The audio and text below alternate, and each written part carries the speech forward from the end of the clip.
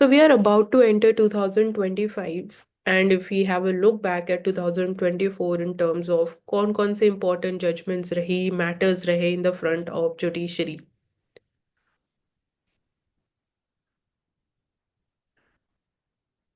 तो पहले बात आती है कि this part has been again इसको डिबेट डिस्कस किया जा रहा है कि शॉर्टर टेन्योर्स ऑफ जो सीजीआई हैं वो उनकी एबिलिटी को लिमिट करता है in terms of important institutional issues.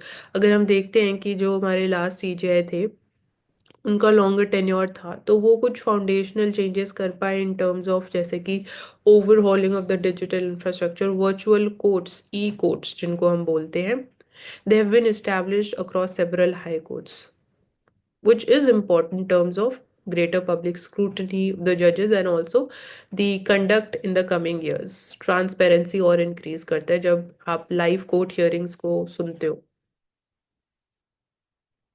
So places of worship act की हम बात करें, this was again 1991 का जो act है, कॉन्स्टिट्यूशनली इसको चैलेंज किया गया। अभी रिसेंटली सुप्रीम कोर्ट ने रोका कि जो भी पिटिशंस फाइल हो रही हैं उनको रोक दिया गया है because religion secularism is a part of the basic structure doctrine. Second case was the हिजाब बैन 2023 में हमने देखा कि टू जज bench of the supreme court delivered split verdict on this. So final अभी जजमेंट हमारे पास नहीं है हमारे सामने, ये मैटर अब थ्री जज बेंच लेंगी। एंड उसमें जो स्प्लिट देखा गया, वन जज सेड कि the issue is a matter of choice, तो बैन नहीं होना चाहिए, पर्सनल लिबर्टी का मैटर है। एंड सेकेंड जज स्टेटेड कि this is not a part of the essential religious practice, तो इसेंशियल रिलीजियस डॉक्ट्रिन इमर्ज हुई जो कि देखा गया कि सबरीमला केस में भी यूज की गई। देन बात आती है सिटीजनशिप एक्ट की, सीएए एक्ट ऑफ 2019। इसको भी चैलेंज किया गया and still it is sub judice, the matter is sub judice in front of supreme court. So it is believed कि या ये आर्ग्यू किया जाता है by one section the society कि it is violating the right to equal protection before law and the principles of secularism भी violate करता है because the act is not including Pakistan, sorry, it is not including Muslim section the society. बाकी religions, Hindu, Sikh, Buddhist, Jain, Parsi, Christian communities जो India में enter हुए before 31 दिसंबर 2014 from three Muslim nations, Pakistan, Afghanistan, and Bangladesh, they will be eligible to get citizenship. सिर्फ उन्हीं migrants के लिए, but Muslim migrants are not covered under it.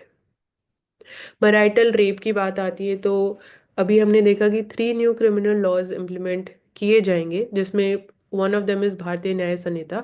उसमें section 375 of जो अगेन आईपीसी भी था, रेप डिफाइन करता है, लिस्ट करता है सेवन नोशंस ऑफ कंसेंट। अगर वो वॉयलेट होते हैं, विटिएटेड है, it would constitute the offence of rape by a man, but again it is silent on marital rape. So is it really, are we really moving towards decolonization or not is the question.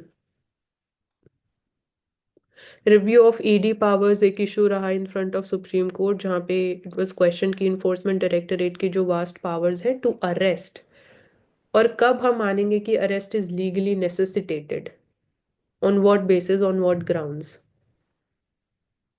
Then आने वाले time में जो major issues हम बात कर सकते हैं that might come in front of the judiciary would be one related to one nation, one election.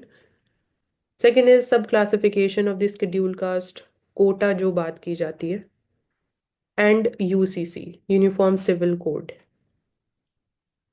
Even three new criminal laws की बात भी जब हम करते हैं in the context of marital rape, that can also be one of the major issues. So overall, when we say कि judicial evasion, judicial activism, judicial inactivism and overreach, क्या ऐसा कुछ सही में एग्जिस्ट करता है, नहीं करता है, यही बहुत बड़ा क्वेश्चन है। जब बात करते हैं हम the doctrine of separation of powers तो हम सिंपली बोलेंगे जुडिशरी इज फॉलोइंग दैट।